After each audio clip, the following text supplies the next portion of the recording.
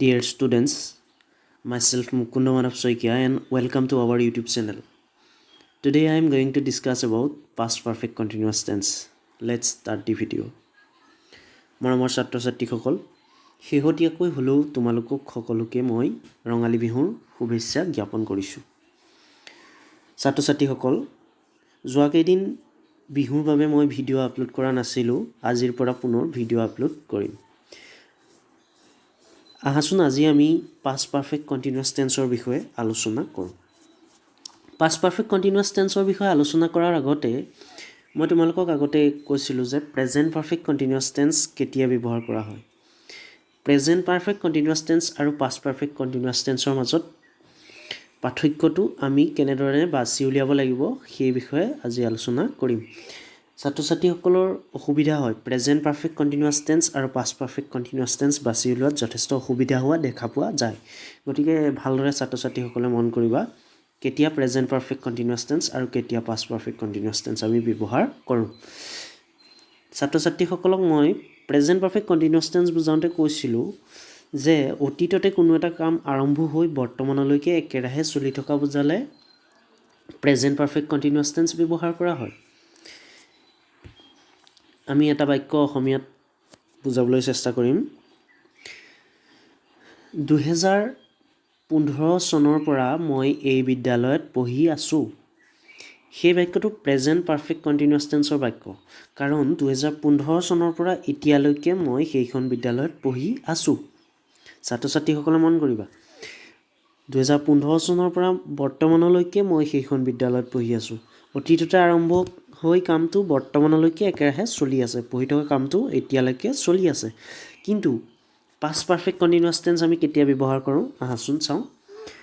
Past perfect continuous tense কোনো এটা কাম অতীতকালতে আৰম্ভ হৈ অতীতকালৰে এটা নিৰ্দিষ্ট সময়লৈকে চলি আছিল বুজাবলৈ পাষ্ট পাৰফেক্ট কণ্টিনিউৱাছ টেন্স ব্যৱহাৰ কৰা হয়।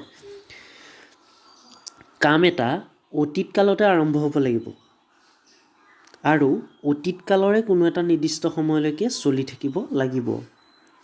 ছাত্ৰ ছাত্ৰীসকলে চাবা 2015 চনৰ পৰা মই এতিয়ালৈকে সেইখন বিদ্যালয়ত পঢ়ি আছোঁ, সেইটো প্ৰেজেণ্ট পাৰফেক্ট কণ্টিনিউৱাছ টেন্সৰ বাক্য, কাৰণ এতিয়ালৈকে মই সেইখন বিদ্যালয়ত পঢ়ি আছোঁ।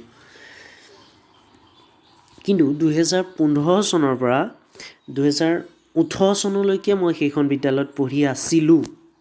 কামটো অতীততে আৰম্ভ হৈছে আৰু অতীততে শেষ হৈছে। 15 চনৰ পৰা 18 চনৰ ভিতৰলৈকেহে পঢ়ি আছিলোঁ মই তাত, এতিয়া বৰ্তমান পঢ়ি থকা নাই। সেই তেনেকুৱা বাক্যবোৰ পাষ্ট পাৰফেক্ট কণ্টিনিউৱাছ টেন্সৰ বাক্যত ব্যৱহাৰ কৰা হয়।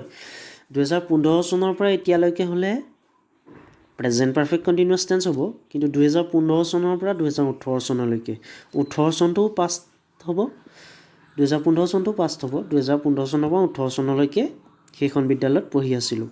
18 চনৰ পিছত আমি ওলাই গ'লোঁ আৰু তেতিয়ালৈকে তাৰপিছত পঢ়ি থকা নাই। তেনেকুৱা বাক্যবোৰ পাষ্ট পাৰফেক্ট কণ্টিনিউৱাছ টেন্সৰ বাক্য হয়। ঠিক সেইদৰে তোমালোক এতিয়া যিখন বিদ্যালয়ত পঢ়ি আছা, 2015 চনৰ পৰা সেই পাৰ্টিকুলাৰ স্কুলখনতেই তোমালোকে পঢ়ি আছা এতিয়ালৈকে মেট্ৰিক দিয়ালৈকে পঢ়ি থাকিবা। গতিকে সেইটো প্ৰেজেণ্ট পাৰফেক্ট কণ্টিনিউৱাছ টেন্সৰ বাক্য হ'ব। কিন্তু যেতিয়া তোমালোকে মেট্ৰিক পাছ কৰি কলেজত এডমিশ্যন ল'বা, তেতিয়া তোমালোকে সেই বিদ্যালয়খনত পঢ়ি নাথাকা, এখন বেলেগ কলেজত এডমিশ্যন ল'বা আৰু বেলেগ কলেজ এখনত পঢ়িবা। তেতিয়া তোমালোকে সেই বাক্যটো পাষ্ট পাৰফেক্ট কণ্টিনিউৱাছ টেন্সত ক'ব লাগিব, প্ৰেজেণ্ট পাৰফেক্ট কণ্টিনিউৱাছ টেন্সত ক'ব নোৱাৰা, কাৰণ তোমালোকে সেই বিদ্যালয়খনৰ পৰা ওলাই যাবা। তেতিয়া এনেধৰণৰ হ'ব বাক্যটো, 2015 চনৰ পৰা মেট্ৰিক পৰীক্ষা দিয়ালৈকে মই সেইখন বিদ্যালয়ত পঢ়ি আছিলোঁ। নিশ্চয় বুজি পাইছা, 2015 চনৰ পৰা পঢ়ি আছিলা, কিন্তু কেতিয়ালৈকে মেট্ৰিক পৰীক্ষা দিয়ালৈকে পঢ়ি আছিলা। যেতিয়া তোমালোকে কলেজত এডমিশ্যন ল'বা তেতিয়া সেই বাক্যটো তেনেধৰণেই হ'ব। আমি এতিয়া ষ্ট্ৰাকচাৰ মতে বাক্য চাম। প্ৰথম ষ্ট্ৰাকচাৰটো চাই লওঁ পাষ্ট পাৰফেক্ট কণ্টিনিউৱাছ টেন্সৰ। Subject plus had plus been plus main verb, verb 1 বুলিও কয়, plus ING plus object. Subject plus had plus been plus main verb plus ING plus object. Present perfect continuous টেন্সৰ ষ্ট্ৰাকচাৰে সৈতে প্ৰায় একেই, কিন্তু ছাবজেক্টৰ পিছত প্ৰেজেণ্ট পাৰফেক্ট কণ্টিনিউৱাছ টেন্সত আমি হেভ বা হেজ ব্যৱহাৰ কৰিছিলোঁ, কিন্তু ইয়াত আমি ছাবজেক্টৰ পিছত কেৱল হেড ব্যৱহাৰ কৰিম। সকলো বাক্যতেই আমি ছাবজেক্টৰ পিছত হেড ব্যৱহাৰ কৰিম। ইয়াত কোনো পাৰ্চন বা ছিংগুলাৰ প্লুৰেলৰ কোনো কথা নাই, সকলোতে হেডেই ব্যৱহাৰ কৰা হয়। এতিয়া আমি ষ্ট্ৰাকচাৰ মতে এটা বাক্য চাম। The baby had been crying before his mother left. The baby subject had been আহিছে, মেইন ভাৰ্বত ING লাগিছে, crying before his mother left object. এতিয়া বাক্যটো তোমালোকে চাবা, কেঁচুৱাটোৱে কান্দি আছিল। কেতিয়াৰ পৰা কান্দি আছিল? মাকে এৰি যোৱাৰ আগৰে পৰা কান্দি আছিল। মাকে এৰি থৈ যোৱা আগৰে পৰা কেঁচুৱাটোৱে কান্দিয়ে আছিল।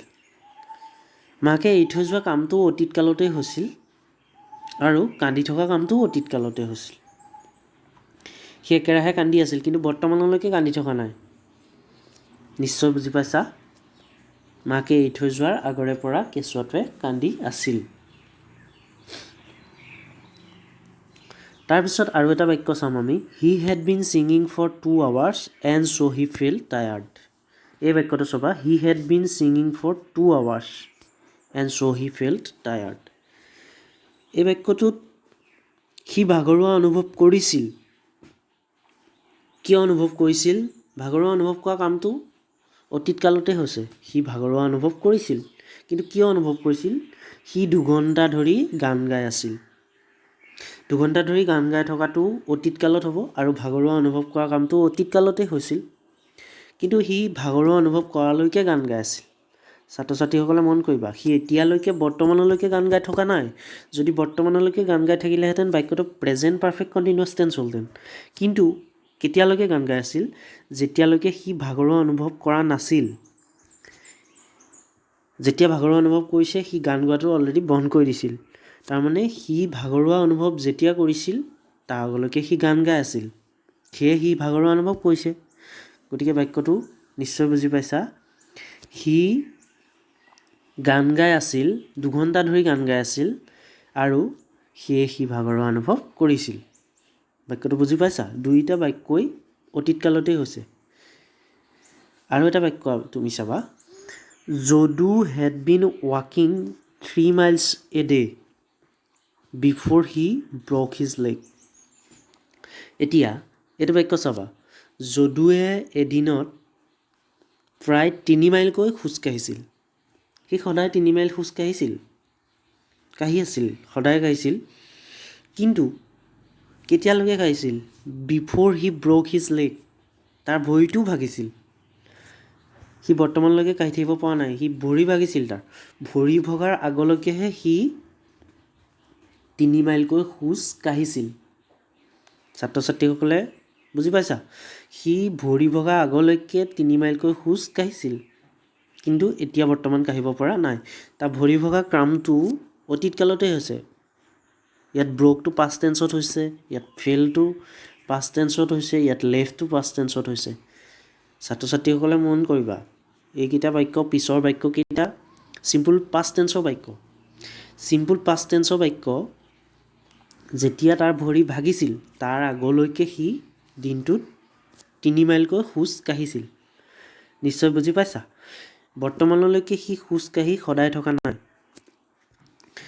এতিয়া তোমালোকে নিশ্চয় প্ৰেজেণ্ট পাৰফেক্ট কণ্টিনিউৱাছ টেন্স আৰু পাষ্ট পাৰফেক্ট কণ্টিনিউৱাছ টেন্সৰ মাজৰ পাৰ্থক্যটো বুজি পাইছা। তথাপি মই আকৌ এবাৰ কৈ দিছোঁ, অতীততে কোনো এটা কাম আৰম্ভ হৈ বৰ্তমানলৈকে চলি থাকিলে প্ৰেজেণ্ট পাৰফেক্ট কণ্টিনিউৱাছ টেন্স ব্যৱহাৰ কৰা হয়। আৰু পাষ্ট পাৰফেক্ট টেন্স কেতিয়া ব্যৱহাৰ কৰা হয় মনত ৰাখিবা, অতীততে কোনো এটা কাম আৰম্ভ হৈ অতীতৰে কোনো এক নিৰ্দিষ্ট সময়লৈকে চলি থকা বুজালে পাষ্ট পাৰফেক্ট কণ্টিনিউৱাছ টেন্স আৰম্ভ হয়, মানে ব্যৱহাৰ কৰা হয়।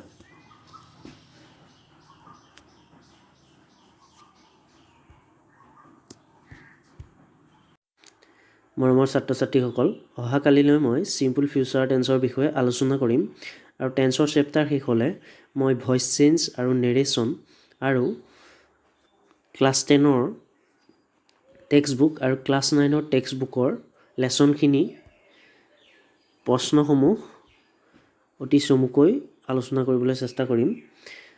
ইয়াৰ আগৰ ভিডিঅ'টোত মই দিয়া হোমৱৰ্ককেইটাৰ শুদ্ধ উত্তৰ দিছে